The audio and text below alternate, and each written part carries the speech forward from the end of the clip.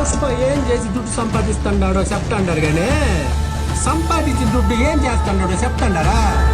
నా కొడుకు గుండె ఆపరేషన్ అంటే పుష్పాన్ని దుడ్డు పంపించినాడు అందుకే అక్క ఇటు బతుకున్నాడు. మా పిల్ల పెండ్లికి పుష్పాన్ని సాయం చేసినాడు. పుష్పనే కదా మా ఇద్దరికి ఇల్లు కట్టించినాడు. మాలాటుడికి కూడు పెడతాడాడమ్మా. ఇప్పుడు మీరు మా సిటీ కేబుల్ స్క్రీన్ మీద చూడబోతున్నారు.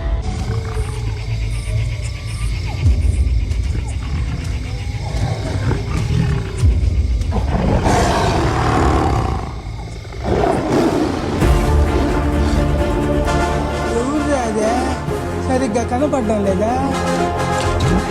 అడవిలో జంతువులు 2 అడుగులు వెనక్కేసినాయంటే పులి వచ్చిండదని అర్థం. అదే పులి 2 అడుగులు వెనక్కేసినదంటే పుష్ప వచ్చిండాడని అర్థం.